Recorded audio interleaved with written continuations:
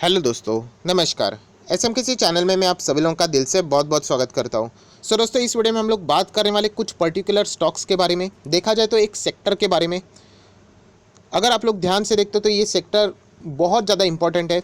जैसे कि मैं हमेशा कहता हूँ कि जो भी चीज़ें आपके घर में रहेंगी तो उसमें भी इस सेक्टर का कुछ ना कुछ योगदान ज़रूर रहेगा, डायरेक्टली नहीं बट इनडायरेक्टली सही। आज इस सेक्टर के शेयर्स में हम लोग को गजब की गिरावटें देखने को मिल रही है। तो इसीलिए कहना चाहूँगा कि अगर आप लोग ये फैसला ले रहे हो कि क्या सेक्टर में कोई गड़बड़ी हो गई, क्या स्टॉक्स में कोई खराबी है, ऐसा बिल्कुल भी नहीं है। यहाँ पे मैं रीजंस आप लोगों को बताऊंगा एंड उसके बाद अकॉर्डिंगली आप जो डिसीजंस लेना चाहो यहाँ पे ले सकते हो। बट मैं ज़रूर कहना चाहूँगा ये जो स्टॉक्स मैं यहाँ पे बताने वाला हूँ फंडामेंटली स्ट्रांग है। जो लोग कमेंट सेक्शन में पूछ रहे थे, मैं समझ सकता हूँ कि आप लोग यहाँ पे क्यों पूछ रहे थे। गिरावट के कारण 1-2% 2.5% की गिरावट देखने को मिल रही है। बट ये वीडियो देखने के बाद आप लोगों को मेन पॉइंट यहाँ पे समझ में आ जाएगा। तो चलिए दोस्तों, फटाफट इस वीडियो को स्टार्ट करते हैं। बट उससे पहले जरूर कहना चाहूँगा इस चैनल को जरूर सब्सक्राइब कर लेना, साथ में बेल आइकन को हिट कर लेना। ऐसे इंटरेस्टिंग वीडियो देखने के लिए मिल जाएंगे। दोस्तों, जैसे कि आप सभी लोग देख सकते हैं, हम लोग नॉर्मल स्क्रीन के ऊपर है। आप लोगों को ये भी पता है कि कमोडिटी या दोस्तों कमोडिटीज़ भी अवेलेबल रहते हैं मार्केट में। अगर देखा जाए तो अलग अलग चीज़ें रहती है, जैसे कि गोल्ड रहता है। गोल्ड का भी इम्पैक्ट रहता है स्टॉक मार्केट के ऊपर। कुछ स्टॉक्स के ऊपर डायरेक्टली रहता है तो कुछ स्टॉक्स के ऊपर इनडायरेक्टली रहता है। सिल्वर का भी रहता है, राइट। उसी के साथ साथ एक इम्पॉर्टेंट, सबसे इम्पॉर्टेंट कमोडिटी कौन सी है तो क्रूड ऑयल। यस दोस्तों, अगर हम लोग बात करें क्रूड ऑयल, या अगर आप लोग यहाँ पे देखोगे तो इसके जो प्राइजेस रहते हैं फ्लक्चुएट होते हुए देखने को मिलेंगे। सेम यहाँ पे भी ट्रेडिंग होती है। एंड क्रूड ऑयल अगर हम लोग बात करें तो बहुत ही दबे दबे से है। बट आज के दिन अगर हम लोग यहाँ पे बात करें तो हम लोग को अच्छी खासी यहाँ पे तेज़ी क्रूड ऑयल के प्राइजेस में देखने को मिली। एंड इसी के चलते दोस्तों, जो क्रूड ऑयल से जुड़े हुए जो भी स्टॉक्स है उनमें हम लोगों को यहाँ पे हलचलें देखने को मिली।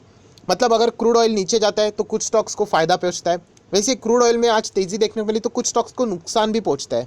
ये जो रिलेशन रहता है स्टॉक मार्केट में, ये इससे पहले भी मैं डिटेल वीडियो बना चुका हूँ। बट इसी का इस्तेमाल करके मैं आप लोगों को कुछ स्टॉक्स के बारे में यहाँ पे बताने वाला हूँ, जहाँ पे जो लोग पैनिक की वजह से निकलना चाहते हैं वो शायद से मुझे यहाँ पे गलत लगता है। हाँ, अगर आप प्रॉफिट बुक करना चाहते हो वो अलग बात है। बट आपको ये डर लग रहा है कि नहीं, मुझे स्टॉक अच्छा लगता है बट सिर्फ आज गिर गया इसलिए मैं एग्जिट कर रहा हूँ, तो ये एग्जिट करने की गलत वजह मुझे ऐसे यहाँ पे पर्सनली लगती है। दोस्तों, जैसे कि आप लोगों को मैंने बताया कि क्रूड ऑयल का यहाँ पे तेज़ी में आ जाना कुछ स्टॉक्स को यहाँ पे फ़ायदा पहुँचता है। जैसे कि आप टॉप गेनर्स को भी देख सकते हो, यहाँ पे ONGC है, गेल है, राइट। बट हम लोग यहाँ पे इनकी बातें नहीं करने वाले। हम लोग बातें यहाँ पे करने वाले कि कौन से स्टॉक्स को यहाँ पे आज नुकसान हुआ है। और नुकसान दोस्तों कौन से स्टॉक्स को होता है, जिनके लिए क्रूड ऑयल ही एक रॉ मटेरियल का काम करता है, राइट। रॉ मटेरियल मतलब आप सभी लोगों ने देखा होगा, शर्ट आप लोग पहनते होंगे, राइट। तो वो शर्ट यहाँ पे बनता है तो उससे रिलेटेड भी हम लोग यहाँ पे बोलते हैं ना कि शर्ट यहाँ पे बनता कैसे, उसका भी रॉ मटेरियल रहता है ना। तो वही सारी चीज़ें हम लोग को यहाँ पे समझनी है कि यहाँ पे क्रूड ऑयल का भी इस्तेमाल रॉ मटेरियल के फॉर्म में कहाँ पे किया जाता है। सबसे ज़्यादा अगर कोई पॉपुलर यहाँ पे इस्तेमाल होता है दोस्तों वो होता है केमिकल सेक्टर में। केमिकल सेक्टर में हमेशा क्रूड ऑयल का जो भी अप डाउन्स रहेंगे उसका इम्पैक्ट हम लोग को देखने को मिलता है। एंड आप देखोगे तो केमिकल सेक्टर क्यों इतना भागे, देखिए फार्मा सेक्टर भागे सभी लोगों को पता है कोविड की वजह से। FMCG भी सभी लोगों को पता है क्योंकि खाने पीने की चीज़ें चालू थी। IT सेक्टर क्यों भागे वो भी सभी लोगों को पता है क्योंकि IT सेक्टर वालों को फ़र्क नहीं पड़ता, वो घर बैठ के भी काम कर सकते हैं। केमिकल सेक्टर क्यों भागा तो दोस्तों क्रूड ऑयल में हम लोग को गजब की गिरावट देखने को मिली। WTI क्रूड ऑयल की बात करें वो तो माइनस में चला गया, मतलब हिस्ट्री में फर्स्ट बार ऐसा हो गया। तो हम लोग अगर यहाँ पे बात करें तो आज क्रूड ऑयल में हम लोग को मतलब तेज़ी यहाँ पे देखने को मिल रही है। इसके चलते केमिकल सेक्टर जो कि बहुत दिनों से खुशी खुशी यहाँ पे चल रहा था उसमें आज हम लोग को प्रॉफिट बुकिंग देखने को मिली।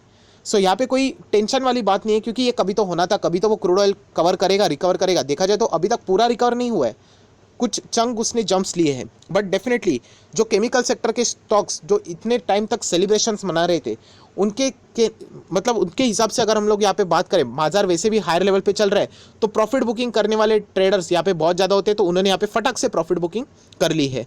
अभी क्रूड ऑयल में केमिकल सेक्टर में कौन कौन से आते हैं तो एशियन पेंट। यस दोस्तों, एशियन पेंट भी आप देख सकते हो लगभग 2.25% से भी ज़्यादा की गिरावट है। क्या इसका अर्थ ये स्टॉक खराब हो गया? स्टॉक फैंटास्टिक है, स्टॉक के लिए कोई प्रॉब्लम वाली बात नहीं, सिर्फ ये हो गया कि क्रूड ऑयल से यहाँ पे जंप करना शुरू हो चुका है।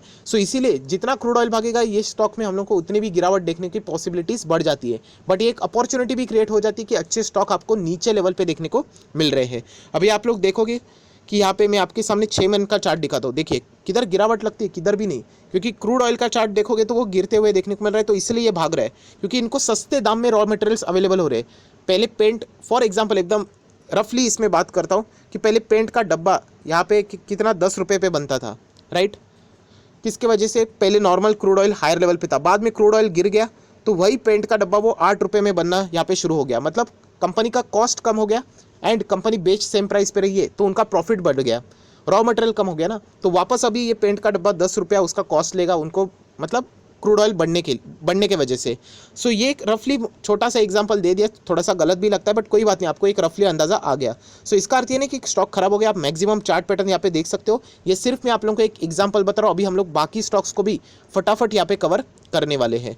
सो याद रखना दोस्तों, ये जो कमोडिटीज़ रहते हैं उसके ऊपर भी फोकस। ये देखिए कितनी गजब की तेज़ी देखने को मिल रही है। सो कोई टेंशन की बात नहीं, अगर आपके पास एशियन पेंट जैसा स्टॉक है फंडामेंटली स्ट्रॉन्ग, आज के दिन 36% की डिलीवरीज है। एंड वापस कहना चाहूँगा ये पेंट सेक्टर में ज़रूर है बट पेंट भी किस में आता है? केमिकल्स में ही आता है। अगर आपको लगता है झूठ तो ये देखिए एशियन पेंट पे हम लोग आ चुके हैं। यहाँ पे मैं जाता हूँ, मार्केट ट्रैकर देखने को मिल रहा है, यहाँ पे मैं क्लिक करता हूँ। जैसे मैंने यहाँ पे क्लिक कर लिया तो आप सभी लोग पता है कंपनी की पूरी कुंडली आ जाएगी, कंपनी कब से बनी है, कितने शेयर्स लिस्टेड है, फ्री फ्लोट कितना है, प्राइस कितना है, सब कुछ यहाँ पे आ रहा है, लोडिंग यहाँ पे हो रहा है। जैसे सामने आ जाएगा मैं आपको यहाँ पे बता दूंगा। सो इंडस्ट्री देख लेना। सो पेंट इंडस्ट्री भी किससे रिलेटेड है तो ये देखिए हम लोग आ चुके हैं कंपनी इन्फॉर्मेशन एंड यहाँ पे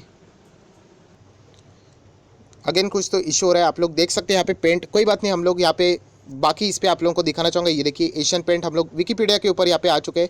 सो यहाँ पे भी अगर आप लोग चेक करोगे मेन कोर इंडस्ट्री है तो पेंट सेक्टर ही, बट आप देख सकते हो ये किस इंडस्ट्री में आते हैं? केमिकल इंडस्ट्री में आते हैं। एंड हम लोग बात किसकी करें? ये देखिए एशियन पेंट की। सो ये सिर्फ चीज़ें आपको सिखाने के लिए मैं बता रहा हूँ। सो अभी फटाफट यहाँ पे आ जाते हैं बाकी स्टॉक्स भी। अगर आपके पास बर्जर पेंट है, मुझे नहीं लगता कि आपने कोई प्रेशर में आके ये डिसीजन लेना चाहिए। 1% की गिरावट कोई बड़ी बात नहीं है, जब क्रूड कभी ना कभी रिकवर होना ही था तो ये चीज़ें भी कभी ना कभी होनी ही थी। देन अगर हम लोग यहाँ पे बात करें तो मेरा बहुत एक पसंदीदा stock Navin Fluorine International Limited, debt free stock है बट मिड कैप वाला है, बट स्टिल मुझे ये बहुत ज़्यादा पसंद है। आपको देखना है ये स्टॉक मैंने कब यहाँ पे कितने लेवल पे खरीदा है। सो ऊपर आई बटन पे क्लिक करके आप लोग चाहो तो यहाँ पे देख सकते हो। जब IRCTC बहुत ही ज़्यादा पॉपुलर था तभी इस स्टॉक को हम लोगों ने एंटर लिया था, बहुत ही सस्ते दाम पे तभी था। If I am not wrong लगभग 1300-1400 के करीब था। एंड ऐसी बात नहीं है कि 1300-1400 पे था, उसके बाद पेंडेमिक लॉकडाउन की वजह से 1000 तक गया था। एंड देन आप देख सकते हो 2600 का है। सो आप देख सकते हो ऊपर आई बटन पे क्लिक करके आपको वीडियो मिल जाएगी। सो ये डेप फ्री वाला स्टॉक है, ब्लाइंडली निवेश मत करना क्योंकि जैसे मैंने कहा ये मिड कैप वाला स्टॉक है, ये भी आप लोगों ने बिल्कुल भूलना नहीं चाहिए। आज के दिन मिड कैप देख लेना दोस्तों, कितना गिरा है? 3.5%। सबसे ज़्यादा गिरावट यहीं पे होती है क्यों? क्योंकि मिड कैप है, स्मॉल कैप होता तो इससे भी ज़्यादा गिरावट। मोटा मोटी मैं बात कर रहा हूँ, हर किसी के साथ नहीं, बट ये एक डिसएडवांटेज भी होता है। बट कोई बात नहीं, इससे कोई फ़र्क नहीं पड़ता है, कंपनी का परफॉर्मेंस ख़राब नहीं होता है, ये कभी ना कभी होना ही था। तो इसलिए कहना चाहूँगा कि प्रेशर में आके आप लोगों ने ऐसे स्टॉक्स को मतलब निकालना नहीं चाहिए। आरती इंडस्ट्री आप देख सकते हो लगभग 2.25% की गिरावट देखने को मिल रही है, फंडामेंटली स्ट्रॉन्ग शेयर है, ये भी आप लोगों को पता है। उसी के साथ साथ अतुल लिमिटेड, ये भी मिड कैप वाला ही स्टॉक है जो कि एक मेरा पसंदीदा स्टॉक है।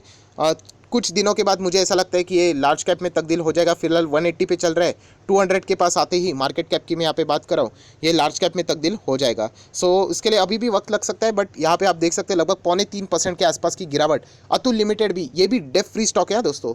सो ये भी सारे हम लोग बात कर रहे हैं अच्छे फंडामेंटल स्ट्रॉन्ग शेयर्स हैं। अगर आपके पास रहेंगे मुझे ऐसा लगता है कि आपने जल्दबाजी यहाँ पे नहीं करनी चाहिए। देन ब्लैक रोज की भी अगर हम लोग बात करें, ऑब्वियसली माइक्रो कैप वाला स्टॉक है, बहुत ज़्यादा रिस्की है, बट स्टिल यहाँ पे आप देख सकते हैं 1.5% के आसपास की गिरावट है। सो ये सारे जितने भी केमिकल सेक्टर से जुड़े हुए स्टॉक है उनमें आज हम लोग को गिरावट देखने को मिली है। सो उसके पीछे का रीज़न मैं ऑलरेडी आप लोगों को यहाँ पे बता चुका हूँ। सो दोस्तों और एक fundamentally strong share chemical sector से ही जुड़ा हुआ पिडीलाइट इंडस्ट्री, कितना लगभग 2.5% की गिरावट यहाँ पे दिखा रहा है। सो दोस्तों ये सारे के सारे ये इसीलिए गिरे क्योंकि हम लोग को यहाँ पे क्रूड ऑयल में एक अच्छी खासी जंप यहाँ पे देखने को मिली है।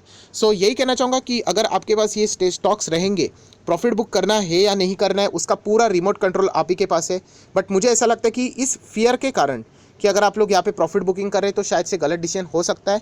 अगर आपने ट्रेडिंग पर्पस से लिया है, मतलब शॉर्ट टर्म इन्वेस्टमेंट के लिए, तो ज़रूर आप लोग कर सकते हो, वो तो आपका अधिकार रहेगा क्योंकि आप लोगों ने शॉर्ट टर्म का ही नज़रिया रखा है। बट किसी का नज़रिया बहुत लंबा है कि आप कह रहे थे कि मैं 5 से 6 साल होल्ड करूँगा, बट अभी ये गिरावट देख के आपको डर लग रहा है, तो ये शायद से गलत डिसीजन यहाँ पे जा सकता है। क्योंकि दोस्तों वापस कहना चाहूँगा कि स्टॉक मार्केट में गिरावट कभी ना कभी तो होगी।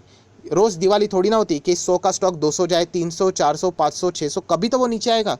सो ये चीज़ें आप लोगों में वो डिसिप्लिन यहाँ पे आना चाहिए कि ये चीज़ों को हजम करना चाहिए कि चलो एक स्टॉक यहाँ पे हायर लेवल पे, जैसे मैं बजाज फाइनेंस की बात करता हूँ, 4000 पकड़ के चलना, 4700, 800, 4600, 400, 400, 4300, 200 वो चलता रहेगा।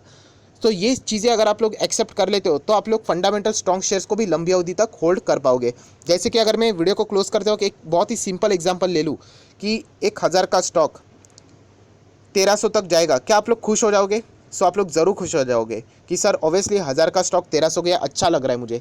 बट यहाँ पे मैं अगर आपको ऐसा बोल दूँ, मतलब 300 रुपये का प्रॉफिट हो रहा है, क्या चलेगा आपको? आप बोलेगे डेफिनेटली चलेगा, कोई दिक्कत नहीं। बट अगर ऐसा हो गया तो 1000 का शेयर यहाँ पे चला गया 2000 एंड बाद में वो नीचे आके 1300 पे आ गया, प्रॉफिट आज भी आपको 300 का पर शेयर, बट आप यहाँ पे ऐसे सिचुएशन में दुखी हो जाओगे। सो यही चीज़ें आपको समझनी है दोस्तों कि हमेशा आप लोग 100% सही नहीं होते हो। परफेक्शन 100% परफेक्शन पकड़ के नहीं चलना है। ये 19-20 होता रहता है बाजार में, हर वक्त होता रहेगा, फ्यूचर में भी होगा। सो जो यहाँ पे इसको मैच्योरली हैंडल कर पाता है वही स्टॉक मार्केट में आगे बढ़ता है। सो मुझे ऐसा लगता है कि केमिकल सेक्टर से जुड़े हुए फंडामेंटली स्ट्रॉन्ग शेयर बहुत ज़्यादा चल चुके थे एंड क्रूड ऑयल के यहाँ पे एक सडनली हम लोगों को एक ज़बरदस्त जंप देखने के कारण उसमें अभी हम लोगों को जो ट्रेडर थे उन्होंने फटाफट यहाँ पे प्रॉफिट बुकिंग कर ली। अभी वो पैसा दूसरी जगह पे शिफ्ट करेंगे तो इसीलिए हम लोग को वहाँ पे गिरावट देखने को मिल रही है। दैट्स इट, ये एक सिंपल कारण है। सो इस कारण के चलते अगर आप किसी केमिकल सेक्टर को या फिर किसी भी ऐसे स्टॉक को जो कि क्रूड ऑयल के मूवमेंट के ऊपर हलचल है यहाँ पे दिखाते हैं, उसके चलते अगर आप लोग प्रॉफिट बुकिंग कर रहे हो एंड सबसे वर्स्ट बात अगर आप लोग लॉस में प्रॉफिट मतलब लॉस बुक करने के लिए जा रहे हो तो शायद से मुझे ऐसा लगता है कि आप लोग गलत डिसीजन ले रहे हो। फ्यूचर में आप लोगों को शायद से यहाँ पे पछताना पड़ सकता है। सो जितनी बातें थी मैंने अपने पॉइंट ऑफ व्यू से यहाँ पे ज़रूर कर लिए। मुझे ऐसा लगता है कि इससे ज़्यादा कोई आपको फ़र्क नहीं पड़ना चाहिए। हल्की फुल्की यहाँ पे गिरावटी चलती रहती है बट फंडामेंटल्स की अगर मैं बात करूँ तो ये सारे स्टॉक हम लोग को फंडामेंटली स्ट्रॉन्ग ही नज़र ज़रूर आते हैं। सो ये वीडियो एजुकेशनल पर्पज से रिलेटेड था। सो जितना हो सके आप लोगों ने यहाँ पे सीखा होगा तो ज़रूर इस वीडियो को लाइक करते जाना, दोस्तों के साथ शेयर ज़रूर करना। So that's it, thank you very much दोस्तों, we will be meeting next video, तब तक के लिए बाय बाय।